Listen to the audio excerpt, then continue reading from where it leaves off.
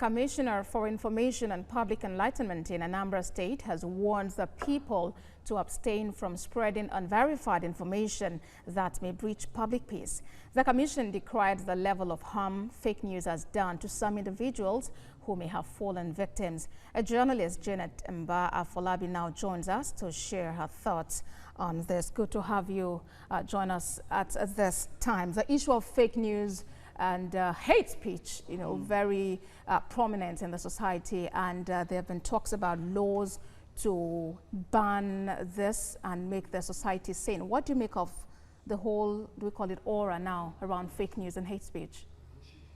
Hate speech comes from fake news, because fake news, when the intention is to cause harm, its intention is to cause damage, and the readers make hate speeches from what they read. There are different types of hate speeches, and there are different types of fake news. And fake news is not a phenomenon that just started now. Right from the 1st century, we have had problem with fake news. It's just that the digital and internet had made it a wider phenomenon, a global phenomenon than it used to be in the previous days and in ancient history. Fake, right from the 1st century, a lot of generals and leaders have committed suicide because of fake news.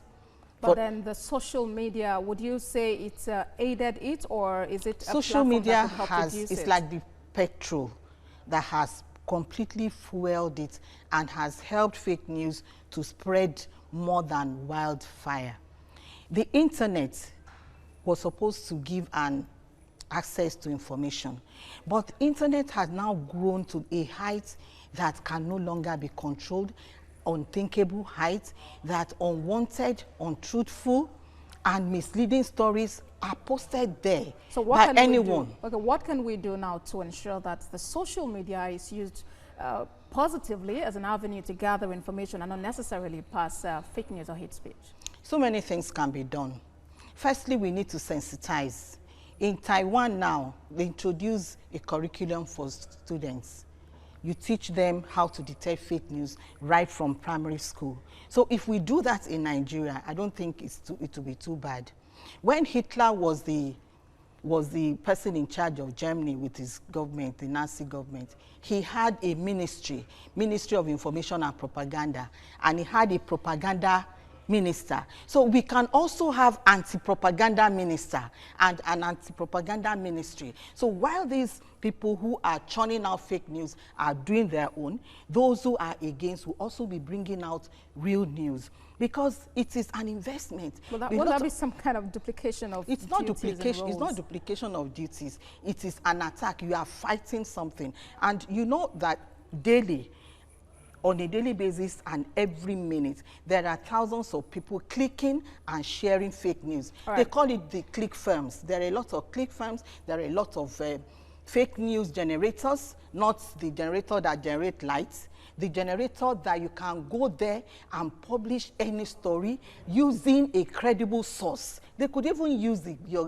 name of your company and then publish in that generator websites. Okay, as it is now, at different times, politicians have been said to be at the forefront of this. They might not necessarily be the ones churning out the information, but they might just be the backbone behind some of those who are doing these things.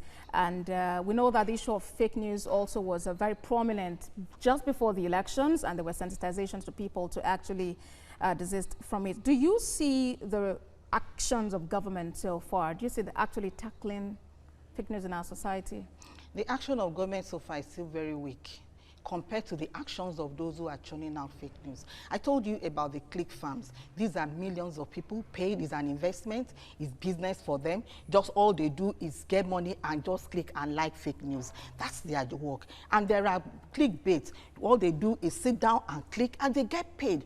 People have made confessions in the US how they have made millions of money, getting young people to just click and share fake news. And the desperation to get advertisers, online advertisers, has also led to the proliferation of fake news. So as government needs to really wake up. Individuals too, we need to be trained, we need to be sensitized on how to identify fake news. How do you identify fake news? First, you look at the source. Is it credible? The author, is it credible? The source, what is the mission and the purpose? All right, then, so it means that everyone has a role to play, the government and even the people. Yes. Many thanks, Janet Mba Afolabi, a journalist. Many thanks for joining us at this time.